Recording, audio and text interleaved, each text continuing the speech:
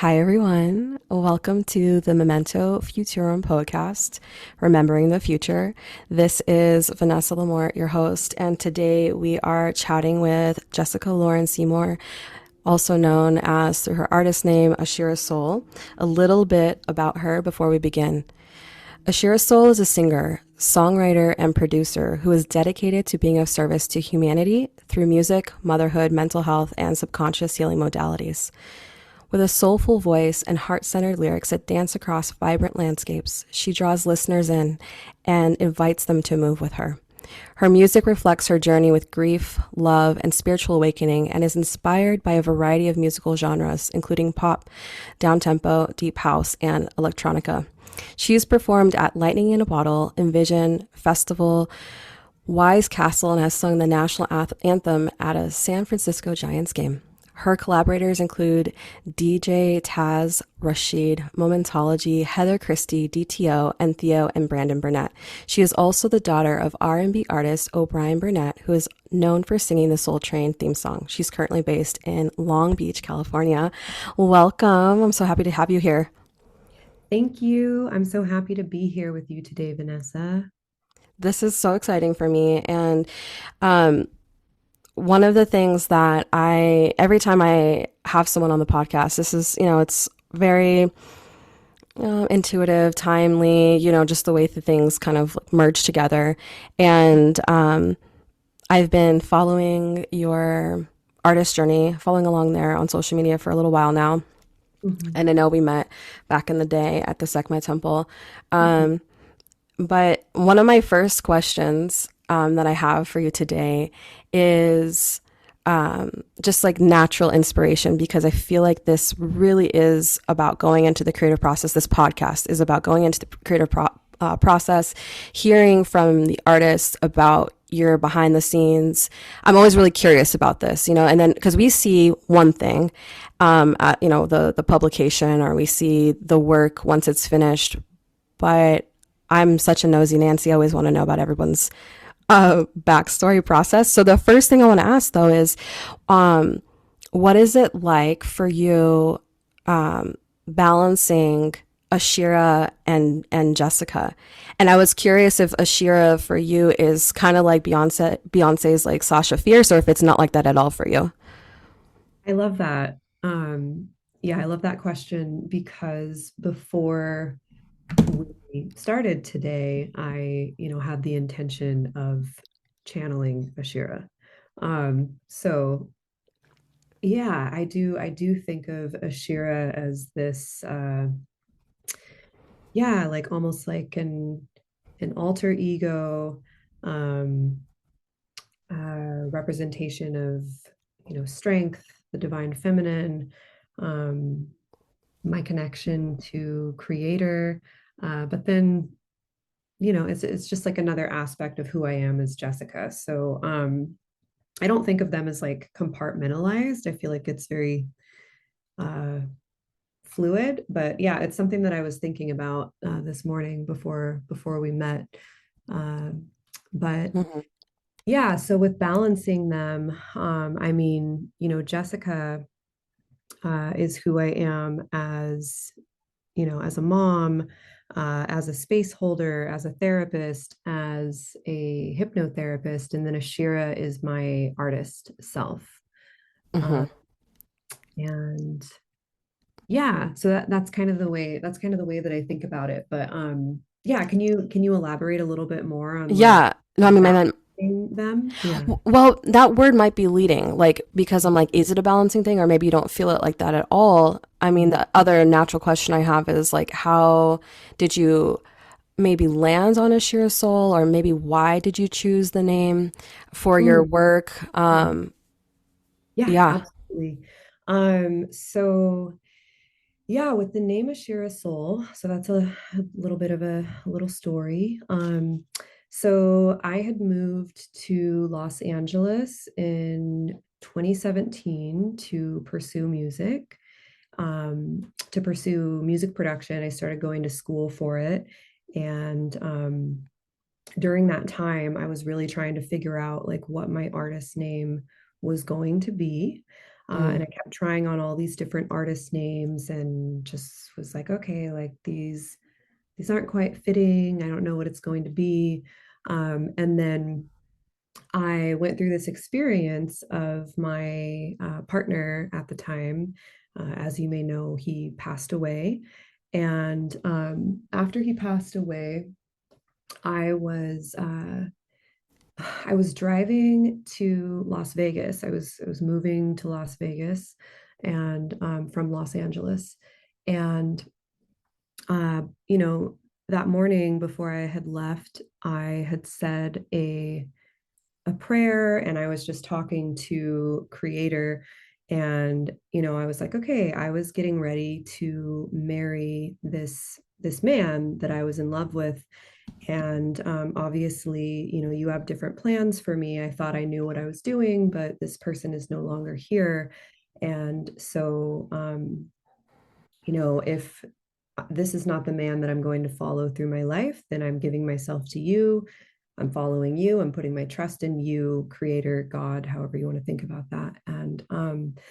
And then as I was driving to Vegas this day, a lot of times when I'm driving, I'll go into like a state of highway hypnosis. I'll go into mhm, like a flow state. Um, I write a lot of songs during that time, side note. mhm, But but so I'm driving down the road and I'm driving through this area where there's all of these Joshua trees and it had kind of been raining a little bit. There was a lot of clouds in the sky, and the uh, clouds parted. And as they did, there was like this sunbeam that came down. It felt like it was just like shining right at me. And I started hearing in my head, "Your name is Ashira. Your name is Whoa. Ashira." It just like was repeating over and over again in my mind. And I felt this like heart opening sensation uh, like that just started in my heart solar plexus area and then enveloped my whole body. And so I was like, okay, I guess this is my name. This is my soul name or my artist name. I was like, okay. And so then later I went and I looked up the name Ashira, and the first thing that I found was actually the goddess Ashera, who spells it a little bit differently. It's Asherah. Um, Mm, and she is said to be, she's an ancient Canaanite goddess, and she's said to be the wife of God. And that really just like hit me very deeply because I had been about to get married and wow. like, okay, I'm not marrying this man, so I'm giving myself to you. Um, Whoa. yeah. Full body chills with this story. Okay. Mhm. Yeah. Um, keep going. Sorry, I don't mean to interrupt. No worries. Yeah, and so then I looked up, I liked the spelling of Ashira, and that means it means a few different things. So it means I believe in Arabic, I'll have to double check this, but it means wealthy. And then I Mm, believe in Hebrew, it means I will sing. So, I think of that like the wealthy, I think of that more as like a spiritual sense of like wealth and abundance, but of course that can cross over into, material wealth also. Um, and then I will sing like all of the different meanings of it, just the, multifaceted layers. I was like, yeah, this fits. Okay, this is it. And wow. then I ended up adding the soul later because I decided that I wanted the name to be a symbol of unity and like a balancing of the masculine and the feminine. And so the Ashera is meant to represent the divine feminine, and the soul is the sun, the divine masculine, the light. Yeah. That is incredible.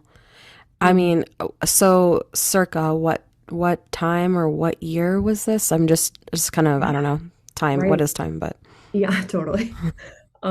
Yeah, this was in 2019.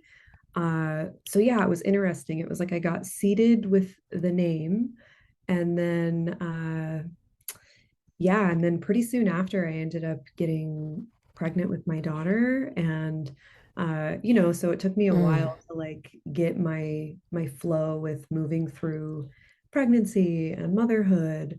And then when my daughter was a baby, that was when I started getting back into music production and studying sacred sound and writing, and then also bringing to life a bunch of songs that I had written during that time around 2018, 2019. But yeah, so it took a Wow. while for it to like all uh, gestate, like, Hmm. come to fruition. But that was when the name was seeded in 2019. And I can be very That's wow. tangential, so feel free to like, Oh, if I this ever, is okay. this is the podcast All of right. tangents. This is what we want. Um, I no, I love it. I love it. I want to be in all of the twists and turns and caves and caverns of the artistic creative process. I mean, every single person I chat with, and you are like a well, of creativity and a well of wisdom. And so it's impossible, obviously, to like get all the things out. But I'm like, Right. all the tangents are so perfectly divine. Now, my next question, I'm just so curious now is, I mean, how was the motherhood journey in relation to your creative process? And because you said it took a little while for things to gestate and like to kind of maybe come into what you know it to be now, but I'm just curious about that part. Yeah. Yeah. Yeah. Let me just sit with that for a moment. Yeah, the motherhood journey has been profoundly beautiful, uh, and it's been intense. I had lost a partner in, let's see, August of 2018. And then my daughter's dad reached out, let's see, at the beginning of 2019. So about like, 6 months later, um, 5 or 6 months later, and then 2 months later, I'm moving in with him. So Mm-hmm. it was a lot. And that was also part of why, I had said, all right, like I'm following you, creator, because I could feel intuitively that that was what I was supposed to be doing, but it felt like a lot all at once to be moving through grief and then meeting this new person. And yeah, so essentially, like, so what happened was I moved in with my daughter's father. And I had a day where I went out to the Sekhmet temple, and I sat out there, and I had like a little, like a solo plant medicine ceremony for myself. And I sat out there and I meditated.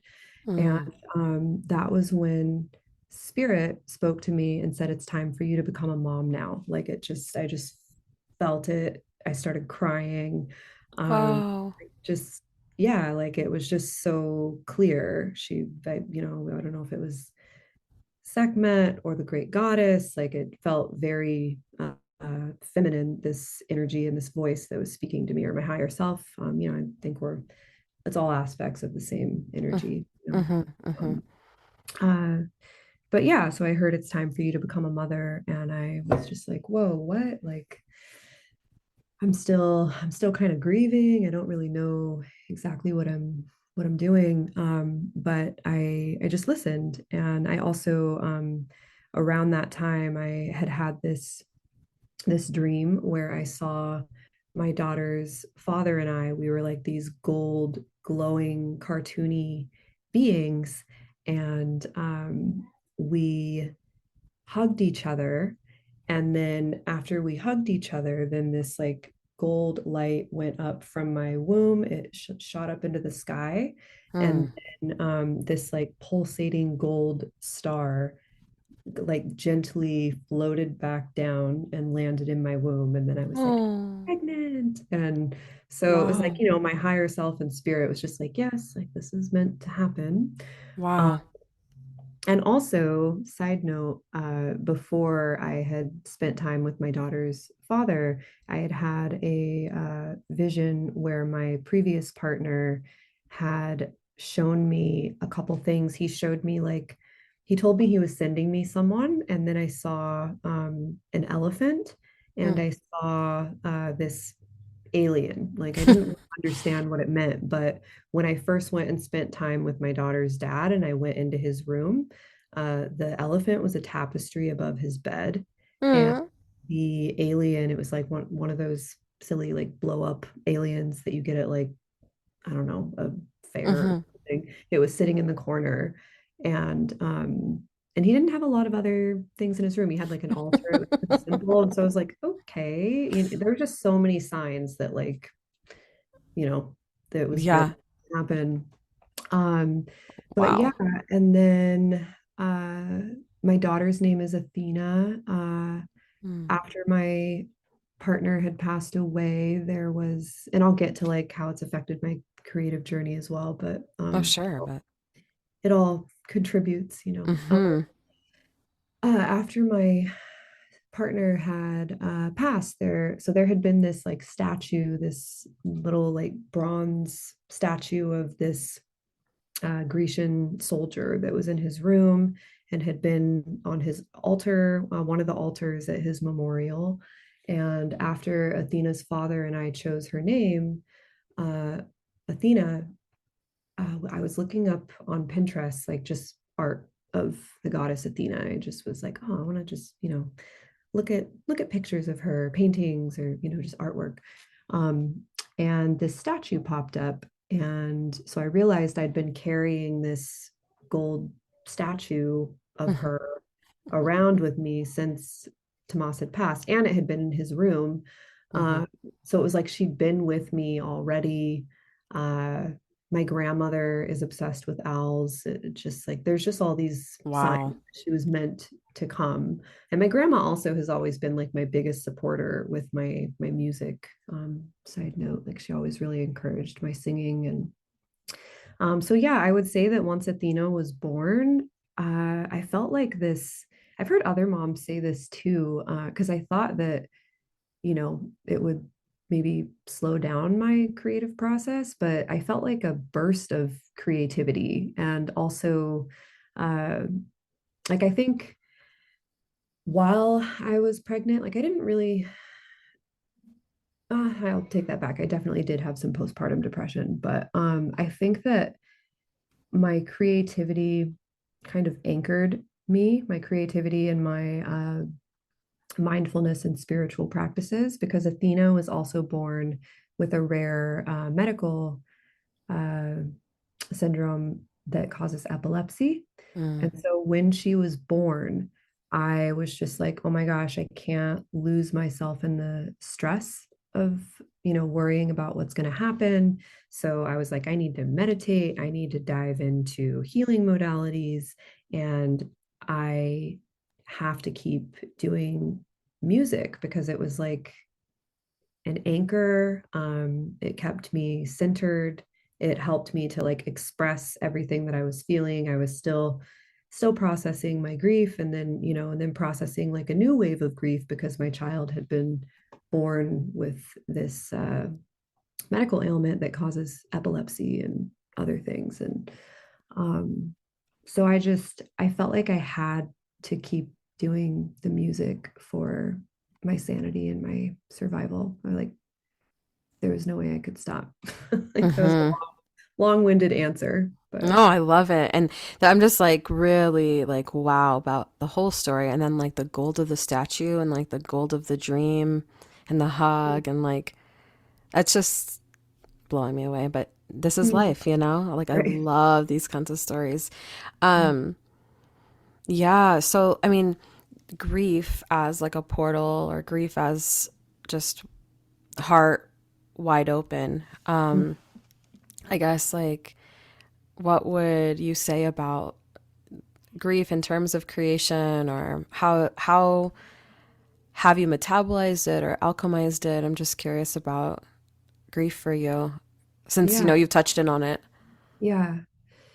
Um, yeah, when I think about metabolizing grief and yeah, just like processing it and moving it through, I think something that comes up Uh, Two things that have been, well, there's multiple things. Like there's, okay, being present with my daughter, um, and moving my body, like dancing and Mm, yoga, things like that, breath work, like moving the energy through my body, like moving with it instead of I think when Tomas passed away, I kind of like I had this urge to, there's a part of you that just wants to curl up and mhm, also like just give up. There was that part. And I think, for about a month, I did that where I was just in bed, uh, crying um and then yeah, I think like a big part of what really helped was the songs that came through. mm, Um, there is a song that I wrote. I just put it out um, on August 8th on the Lionsgate portal. He passed right around that time too, so that was part of why I wanted to put it out. And but it's called For You, and I had this song come through about 3 weeks after he had passed away, and I was uh, I was over at the individual's house who had his cats. He had three cats, and I couldn't have them all at my house. And so a friend of ours was fostering them for a bit. And I woke up there in the morning and was just sobbing. And then all of a sudden, like this whole song just came through. And I was like sobbing and just, singing this song with the intention of it, piercing through the fabric of the spiritual realm, like moving through the realms and getting his attention and letting him know how I felt and embracing him and expressing this love and this gratitude to him. And yeah, and so that song and several others that came through during that time really became these like vehicles of expression for all of that grief. Like I mhm, sing that for people now, and I'm just like, whoa, these songs have totally healed me. And to be able to get up and sing them now in front of others, and move with them and share the story around them, and then have other people come up and talk about how they have lost someone or their experience with grief, and uh, mhm. communicating with people on the other side. That's yeah, it's been really healing, and it continues to unfold. Have you been performing your whole life? I haven't even asked this question. Like, Oh, or mhm. I've done choir since I was younger. I think I started when I was about 7, but yeah, I think the first time that I got up and quote unquote like performed, I was like maybe 1.5 or 2, and I got up on my grandma. She had like oh, one of those fireplaces where it's a little off the ground, like you could sit on it. It's like a little stage looking. uh-huh. Yeah. So I got up on that, and then I took like all of my stuffed animals that were at my grandma's house, and I made them an audience, and then had my grandma sit there and did a concert for them when I was like, Oh you my know, gosh. 1 or 2. And yeah, but then I started doing choir when I was around the age of 7. And yeah, it was great. I definitely had to kind of, because the way that I sing now, it's not necessarily like in a classical way, I suppose, but I had to kind of unlearn that classical way of singing, like that choir singing. But um, it Mhm. definitely was a great experience, and like wonderful for learning to harmonize with other people. But yeah, so I started. Say more. I want to hear more. Say more about that because I can really relate, but I want to hear from you. Like Mm, about the unlearning, because I think that's what people go through a lot of, but right, yeah, because they teach you to to sing a certain way so that you're all in unison or harmonizing a certain way, hold your mouth a certain way, your vowels. So I think, really, I ended up finding my voice after my daughter was born, and I had the time I was at home, just like playing with, and actually, you know what, um, I did a course with you when I was pregnant.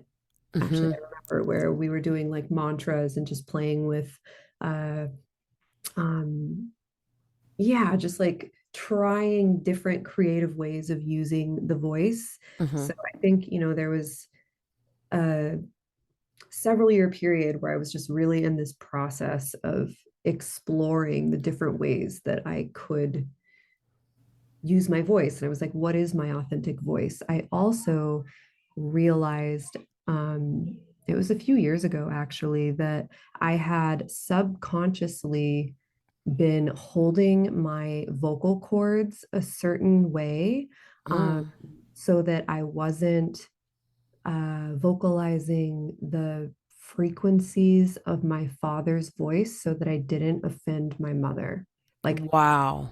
such a trip. I realized it one day. It was like it just spontaneously released, like and my throat felt more relaxed, and I felt more of the tones of his voice like come back into my voice, and so it feels a little deeper now too, like Mm. more resonant, like richer. Mm-hmm. Yeah, it's a trip. My daughter's father commented on it the other day too. He's like, "Yeah, your voice did get like deeper." And it could also partially be becoming a mother, I don't know. Mm-hmm. Because I know that happens for people too. But yeah, Whoa. yeah, so it's been, yeah, a process and continues to unfold. It's so fun to find new ways to use your voice, and yeah. Mm. What, like viscerally, I guess like when you say that, like was it a very visceral, physical, different kind of holding of the vocal cords? Do you think it was mostly Yeah. energetic or oh, it Oh, was visceral? it felt physical. Yeah, it felt like it felt energetic too, but I felt like my throat relax, or my vocal cords or something. It was really interesting. Yeah. Like, okay, hold on. I'm like really nerding out now. Um, w- do you think like it was maybe placing the vocal cords up? Was it down? Like I'm just like trying to wrap my head around what that could Yeah, be it felt like. like I was tensing them more or something like that. And you know what? My mom noticed it too. So during that time, my daughter and I, we were staying at my parents' house for the first few years of her life. And my parents went on a trip to Europe for 2 months. And that's when I had this experience where that happened. And then when my mom returned, she actually did, like, she had a little bit of like a tone and was like, your voice is different now. She's like, you used to sound like me, but now you sound different. Is your mom also a singer? No, but she definitely sang to me, like, when I I see. I remember her singing to me when I was a little kid and was going to sleep, and I loved her voice. She would say she doesn't have a good voice, but I have really fond memories of it. But Oh, she was a music appreciator. Like, she took me to a lot of festivals and concerts when I was younger.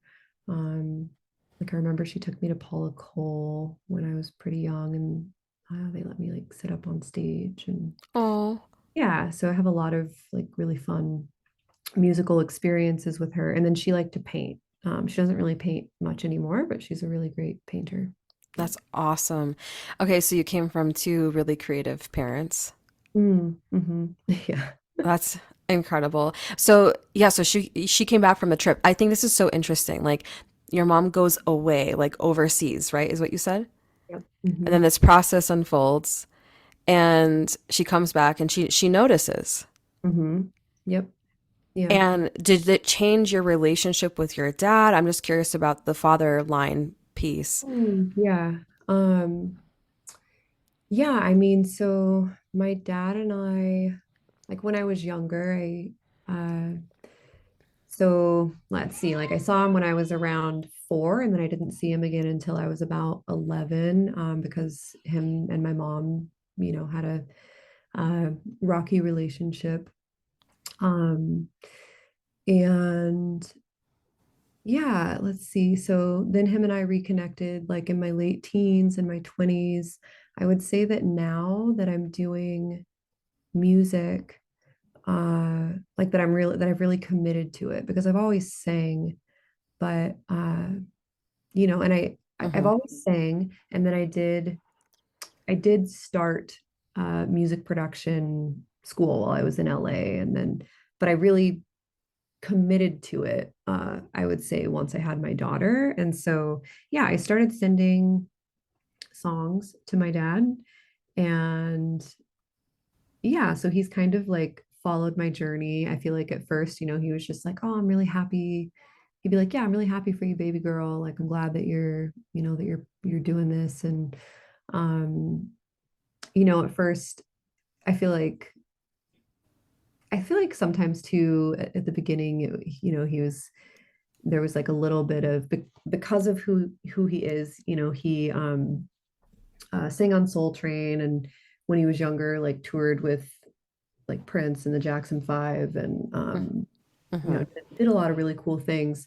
And then he has 6 kids, and then everybody's like, "Dad, can you help me out?" And Sure. so I feel like at first, he was kind of like, there was a little bit of like, you got to do this for yourself, I suppose. But like, I don't think he realized that I was just showing him my music to just like show him and be like, you Mm-hmm. know check it out. And then Yeah. now I send him songs, and he just, yeah, says the sweetest things back. And it's really nice to be able to like have that connection with him. Yeah, it feels good. Like I That's can, so cool. yeah.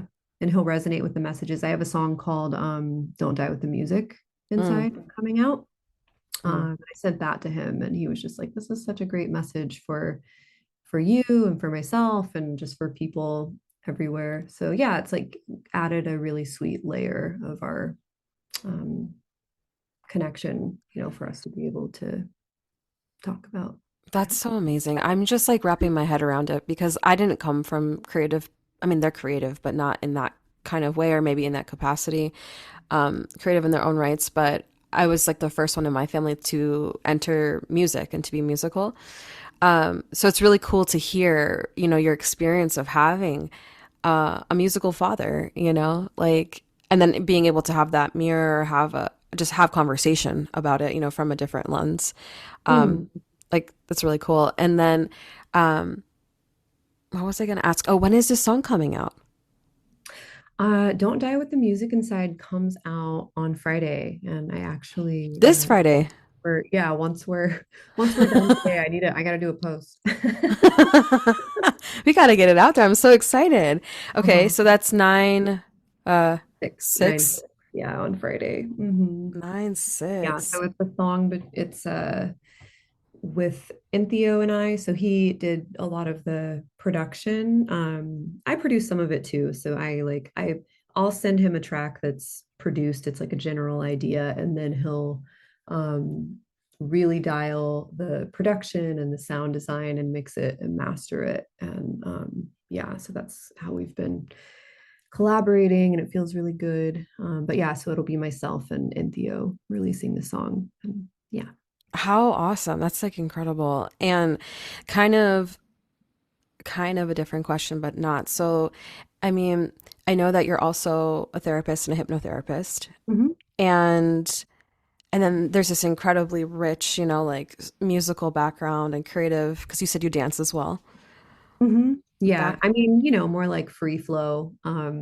But yeah, I do love to dance. And I guess I've danced on stage a bit at festivals too. So yeah, uh, yes. yeah. So like I'm like, what is my question? Like I feel like different artists relate to to their art differently. So I'm curious for you, do you see it as healing art? Is it the joy of performance and sharing with the audience? Like I guess like kind of how do Mm. you experience maybe the sharing part of your own art, and how do you Yeah. relate to it? Um, yeah, that's I've, I've always had in the past, I had really intense stage fright, but I've always just felt this like inner push to share. Um, and, also like since I was a kid, I would, share songs with people. I would sing for people and people would uh, you know, they would cry or they would be like, this is what you're meant to be doing. There's a lot of like, I think that was really beautiful, and I internalized like a lot of pressure and like, uh, there's some perfectionism in there too of like, if I get up, I have to do it perfectly when I'm on stage. And Mm-hmm. um, so I had uh, I've always kind of had stage fright in the past, not so much anymore. Thankfully, it's been amazing to feel that to lift. But uh, let's see. So yeah, I would always do like solos. If there was a play or I was singing with choir, I would typically, sing a solo. I sang the national anthem a few times when I was younger, and oh yeah, and you mentioned that in the beginning. So when I did that, the national anthem singing at that Giants game in San Francisco, it was after I had sang backup for my brother during one of his performances. And I don't get any sort of stage fright if I'm like singing with the choir or singing backup. It was just like, it was just me. But there was this guy that came to my brother's performance and he chose the people for the national anthem for San Francisco. And I decided, I was like, oh, I should do this. He said that if your partner, who was also singing with my brother, he was like, if your partner or your sister would like to sing the national anthem, they're welcome to. And in my head, if I did that, I would eradicate my stage fright because Mm-hmm. I'd be singing in front of a stadium of like, 40,000 people. So that would just like, I would get over it. Um, which is so silly to me now. I forget how old I was. I was like in my early or mid 20s. But yeah, and actually it was interesting because singing in front of that many people, uh, my brain like couldn't conceptualize that or something, like couldn't, it didn't feel totally real. And so I didn't experience anxiety. I think I just felt like the energy of everybody coming to the game also, Mm-hmm. like the excitement. And yeah, it was just really fun. So it was a really amazing experience, and then I went on to perform more in front of people and I was like, oh, but it didn't make it go away. And now I understand more. I think that, when we get up and share in front of people, it's like we're also transmuting the energy of the space. And I'm highly Mm. empathic, and so I'm like, oh, it's like it's not just my stuff that I'm picking up on. Like this is a reciprocal energy between myself and the audience. And like I understand that more. Um, and having Mm-hmm. that understanding of, being a conduit, I guess, in that way, like helps me to be more present with it. Sorry, tangent. I'm going on a tangent. No, it's great. No, it's so true. Like what you shared about like the conversation. Mhm. And when you say like the space, you mean like all of the people attending, or you mean like the actual venue, or all of it, or All of it, yeah. Just like the energy of, yeah, the event, the space, like wherever you're singing. Um, yeah, because I do mm-hmm. believe that we can leave, that there could be energetic imprints that are left in spaces. So it could be the energy of the people there, and there could also be like energetic residue or uh, Mm-hmm. imprints that are there from other times that that space has been used. Um, Mm-hmm. there's the energy that everyone's bringing, that I'm bringing. Uh, yeah, there was something else I was going to say also. Oh, because you brought up my work as a as a hypnotherapist and a therapist. So while I was doing my hypnotherapy training, I actually focused on my stage fright for the workshops. That's what I Oh, target. how cool. Yeah, it was great. And so I think that that helped a lot. I know it did. So, I just like visualized myself being present, being confident on stage. Yeah, I did a lot of work around that. And I'm still like, there's always more growth that can be done, I suppose, but it helped a lot. Yeah. Wow. And then, I mean, the therapist piece, curious about that part of your world. Maybe what kind of therapy or how is it working with clients or is it groups? Yeah. Yeah, I work primarily one-on-one with clients. I also do couples and family counseling. So I'm an associate marriage family therapist. Wow.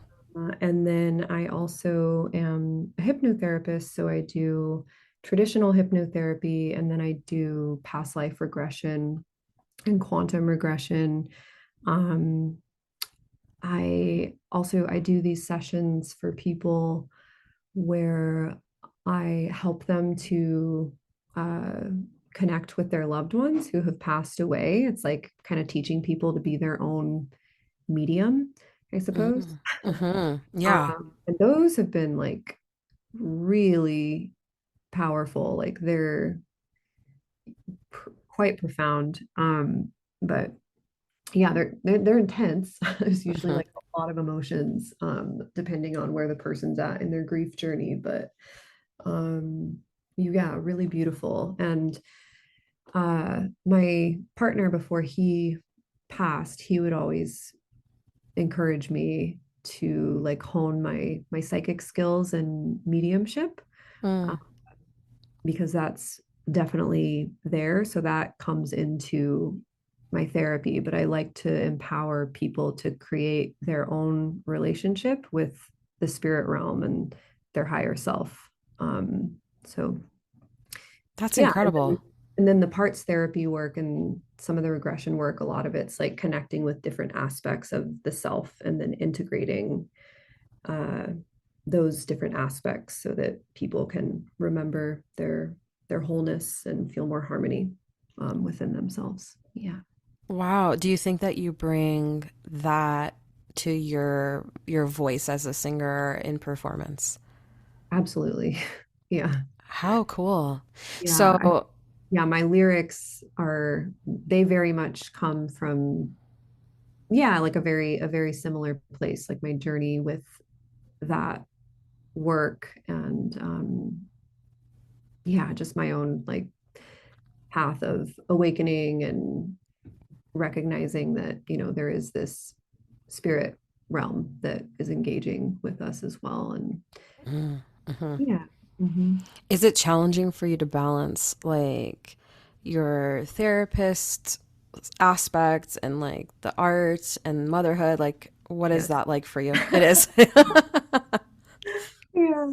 Um, yeah, I definitely went through this phase like after my daughter was born. Um,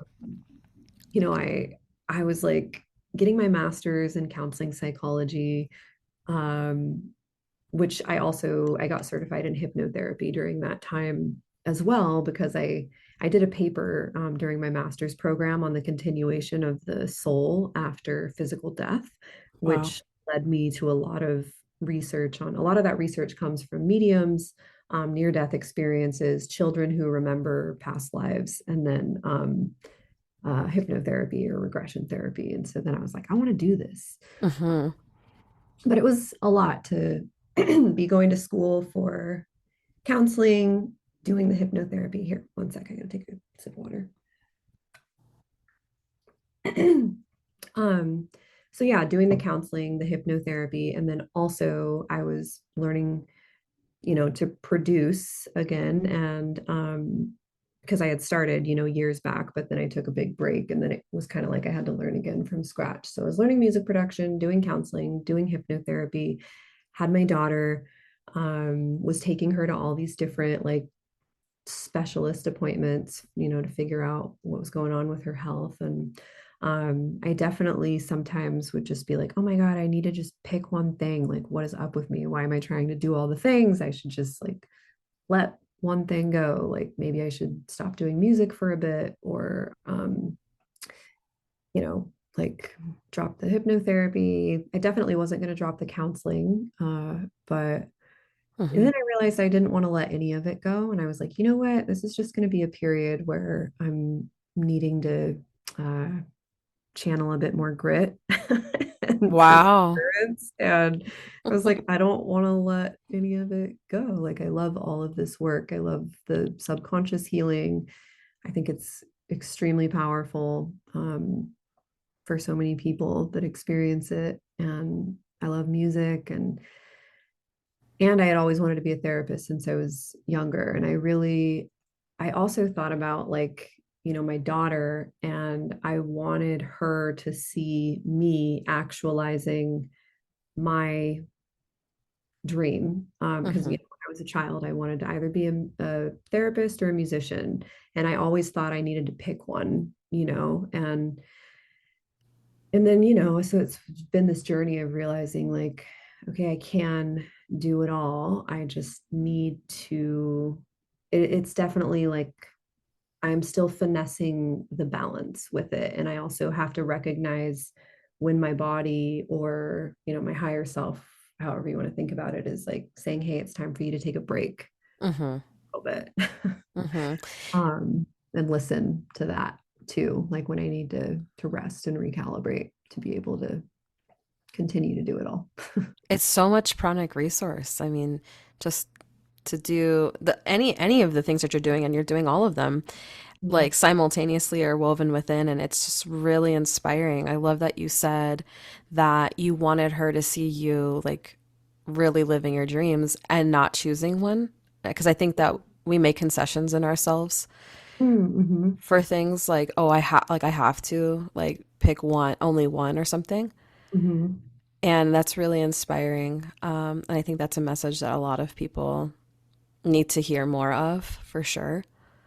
Right. Yeah. During my master's program, we watched a video on like multi-potentialites that are Mm, like people that actually are not meant to pick one thing because they just love doing multiple things, and for some people, like choosing one thing and committing to that is the way. And hmm. then for others, it might not be. And yeah, so I thought that that was interesting. How do we know? How do we know which one is for us? I'm Ooh, asking for a friend, aka myself.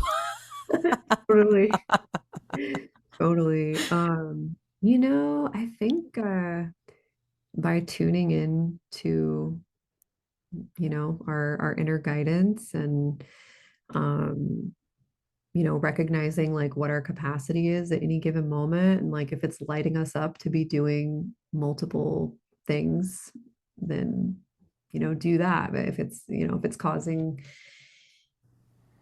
like a ton of stress, I don't know. It's kind of something that you have to like feel out as you go. And like for me, I'm also constantly, listening to myself and then like paying attention to the conversation or the signs that the universe is giving me, like because I feel like it can ebb and flow too, like maybe for a little bit you're juggling multiple projects, but then for a while you want to like scale it back and just focus on one thing for a bit, or maybe Hmm. you can create some space to just focus on being a parent or whatever it is. I think it's for each person to like feel out subjectively. No, I love that. I mean, it really brings in like not kind of falling into like binary thinking. Like Right. you have to be either a one tracker or like or a multi potentialite, which I love Right. that new word. That's fun. Mhm. And like you can be flexible with it, and you can roll with it. I Right. definitely think that's true for my own process and Mm. what I've witnessed in myself over the years. Yeah, you do so many amazing things. Yeah, Thank you. that makes sense. Yeah. Thank you. Yeah, I mean, there's different. I'm really interested in a lot of things, and then sometimes it is like, okay, I just need to focus on being a mom right now. Right. But that I think that's a phase that I was in for the last like 3 years, and then like it's been my creativity and like actually really being in it has trickled back in. And Hmm. then now that we're kind of at the 3 year mark, it feels very what is the word? Almost like when you watch incense, like the smoke swirling upwards and upwards and upwards, like that Hmm. kind of, that's how my energy feels right now creatively. So it's fun Hmm. to be just expanding and things. So Yes. Oh, I love that. Mhm. anywho, but I'm so we are, I think, coming to our completion point, but I want to know, okay, so you have the song coming out on 9/6. What Yes. else is coming up for you? Yeah. Let's see. So I'm working on an album with Theo. So we're doing like a waterfall release, which is where you release the singles one by one. And then I'm thinking, there'll probably be a song or two on the album that are like just on the album. So we're working on that. We're almost done. We just finished at least like the first draft of the last song. The album's going to be called Open the Gates. Mm, uh, and it's about accessing like the kingdom of heaven here on earth by entering it through the doorway of our heart, like opening the doors of the beautiful. gates of the heart space to enter into the kingdom and embody that like here on earth now. Hmm. Yeah, and so we're working on that. I am going to be performing at a music festival in Colorado in a couple weeks. It's called Convergence Wellness Festival. And it is a festival that focuses on sustainability, wellness, and recovery. It's for people that are like in the festival environment that want to go about it in a more intentional way. Like, there can be a lot of substance abuse Hmm. in the music scene. And so yeah, it's like it's a festival that focuses on recovery and doing it in a more intentional, healthy way. They also have like grief counseling there, so it's very synchronistic that this album, that five of the songs I wrote around the time that I was moving through the process of losing my partner, and then three of them are newer songs that I've written recently. But it feels very full circle to be having the first time that I'm debuting this album be at this gathering that is focused Wow. on recovery because my partner that passed of an overdose. So um, Oh, wow. My heart. And okay, I want to go to this. What are the dates? Do you know? yeah, it's the 12th through the 15th, and Of September or October? yeah, yeah, Oh, this month.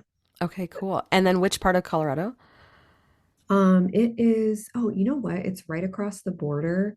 So I'll fly into Colorado. It's actually It's New Mexico? it's on the border. Yeah, it's New Mexico and Colorado. So it's this space in New Mexico. It's called Tico Time Resort. I forget what the town is, but yeah, it's right across the border. Mhm. Oh, that's amazing. I Yeah, love that area. I'm so excited for you. Like, thanks. wow. And then, okay, so 9/6, 9/12 through 9/15, are there other things happening? Uh, yeah, there is one more thing that I'm doing. I'm working on a sound healing album for mothers with postpartum depression. Um, Love it. and it's not just myself. It's a group of other women as well, other producers and artists. I think most of the I'm pretty sure that most of them are moms. I'm pretty sure it's yeah, I think so yeah, other mama producers and artists are contributing to this album. It's a compilation album, and yeah, it's like mantra based, and yeah, really, really beautiful. So that's coming together. I feel like it'll probably be coming out sometime next year. Because we're Nice. moving at a nice slow pace, but it feels like a very natural unfolding of the process. And it's been cool to connect with the other women on that project and collaborate. So yeah, that's what I'm working on. And then just hanging out with the kiddo and doing doing therapy. Yeah. Oh my gosh. Well, thank you so much for sharing all that you have today. Mm. Um, Yeah, thanks so I'm much. I'm blown away. I'm like, I have to take a deep breath. Oh, I'm just, wow, I'm so excited for all of your music coming out, and to hear everything. I'm going to link everything below. So check her out, get connected. And, yeah, I think, anything else that we want to share before we close? let's see. Yeah, I think that's it. Yeah, so I'm on all streaming platforms, and if people follow me on Instagram, I always announce my releases there.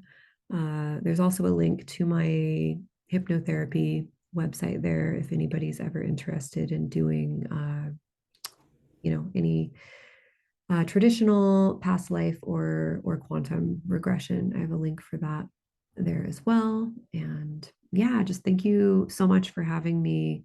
And yeah, and I really hope that I can get out to uh, Vegas sometime. Are you in Vegas or you're outside of Vegas now? I'm still in Vegas. Yeah. Okay, gotcha. Yeah, I want to come there sometime and sing or do an event or something with you, and or come to one of your retreats. I would love that. I Joshua would Tree. love that. Keep meaning to, yeah. And then I just, just waiting for it to be like the right time to come. So yeah, Yeah, there's a lot more, uh, chariot card is what I see, like a lot more, I just pulled that recently. That's so funny. I bet so many things, a lot more momentum coming. So I think there will be more opportunities. So wow, I'm so grateful. Thank you so much. And, yeah, I'm going to link all of your links below so people can get connected. But for now, chat soon, and, toodaloo, everybody. Thank you for listening. Bye. All right, bye. Thanks so much. Bye.